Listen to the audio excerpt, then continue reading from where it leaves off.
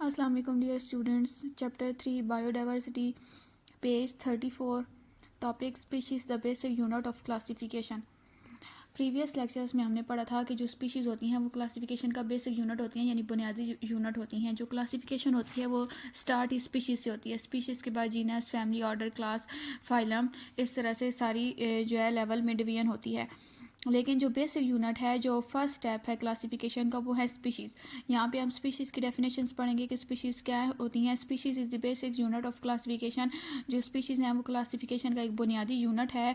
A species is a group of organisms which can interbreed freely among them and produce fertile offspring but are reproductively isolated from all other such groups in nature। यहाँ पे बताया जा रहा है कि जो species हैं वो ऑर्गेनिजम्स के एक ग्रुप को कहते हैं जो एक सिमिलर होते हैं, यानी एक ही जीनस के होते हैं। Which can breed freely among them, जो एक दूसरे के साथ इंटरेक्ट करके अपने जैसे न्यू ऑफ स्प्रिंग, अपने जैसे न्यू लिविंग ऑफ स्प्रिंग कहते हैं न्यू अपने जैसे लिविंग ऑर्गेनिजम्स को, तो अपने जैसे न्यू लिविंग ऑर्गेनिजम्स प्रोड्यूस कर सकते हैं। यहाँ पे बता रहे हैं कि but are reproductively isolated from all other such groups in nature. तो यहाँ पे बताया जा रहा है कि हर स्पीशी का जो ग्रुप होता है वो दूसरे किसी भी स्पीशी के ग्रुप से डिफरेंट होता है, यानी नेचर में जितनी भी स्पीशीज़ के ग्रुप मौजूद हैं वो एक दूसरे से अलग अलग हैं।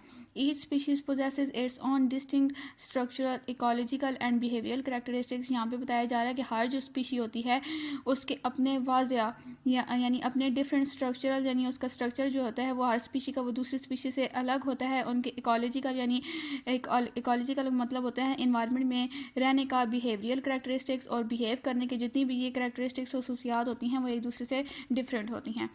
यहाँ पे साइड बॉक्स है, the criteria of interbreeding can not be used for species recognitions in organisms who reproduce asexually and do not interbreed with one another. For example मैंने यूनिसेलुलर ऑर्गेनिज्म। यहाँ पे बताए जा रहे हैं कि जो इंटरब्रीडिंग का प्रोसेस होता है जिसमें दो ऑर्गेनिज्म से एक दूसरे के साथ इंटरेक्ट करते हैं और अपने जैसे लिविंग ऑर्गेनिज्म प्रोड्यूस करते हैं, तो ये जो इंटरब्रीडिंग का प्रोसेस है ये हम एसेक्सुअली जो सेक्सुअल जो रिप्रोडक्शन करते हैं ऑर्गेनिजम्स उनके लिए यूज़ नहीं कर सकते। क्योंकि जो ऑर्गेनिजम्स एसेक्सुअल रिप्रोडक्शन करते हैं उनमें क्या होता है कि सिर्फ एक ही जो लिविंग ऑर्गेनिज्म होता है वो ये अपने जैसा न्यू लिविंग ऑर्गेनिज्म जो है वो प्रोड्यूस कर लेता है, जनरेट कर लेता है। तो आगे इसके एग्जाम्पल दिए हुए, जिस तरह से यूनिसेलुलर ऑर्गेनिजम्स हैं, एक ही ऑर्गेनिज्म से उसके अपने जो उस जैसे अपने जो उसके नेक्स्ट लिविंग ऑर्गेनिजम्स होते हैं वो बन जाते हैं।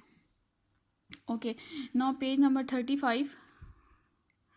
In the definition of species, we must emphasize in nature because two organisms related to two different but closely related species can cross breed under artificial conditions। यहाँ पे बताया जा रहा है कि जब हम स्पीशीज़ के डेफिनेशन करते हैं तो हमें इस बात पे ज़रूर फोकस करना होता है, नेचर पे ज़रूर फोकस करना होता है, क्योंकि नेचर में जो दो ऑर्गेनिजम्स हैं जो एक दूसरे से मुख्तलिफ हैं तो एक दूसरे से मुख्तलिफ, लेकिन वो एक दूसरे से रिजेम्बलेंस रखते हैं। अगर उनका हम नेचुरली ऐसा कुछ नहीं होता, लेकिन अगर हम उनका खुद से आर्टिफिशली अगर हम उनका क्रॉस ब्रीड करवाएं तो उनसे जो ऑर्गेनिज्म प्रोड्यूस होंगे उनके बारे में बताया जा रहा है। तो फिर क्या होगा कि इन सच अननेचुरल क्रॉसेस, इस तरह के जो क्रॉसेस हैं वो नेचुरल नहीं होंगे, यानी कुदरती तौर पर नहीं होंगे। हम खुद अगर करवाएं तो इस तरह के अननेचुरल क्रॉसेस में क्या होगा, तो प्रोड्यूस इनफर्टाइल ऑफ स्प्रिंग, तो वो इनफर्टाइल ऑफ स्प्रिंग जो है वो प्रोड्यूस करेंगे, वो फर्टाइल नहीं होंगे, वो उन जैसे नहीं होंगे।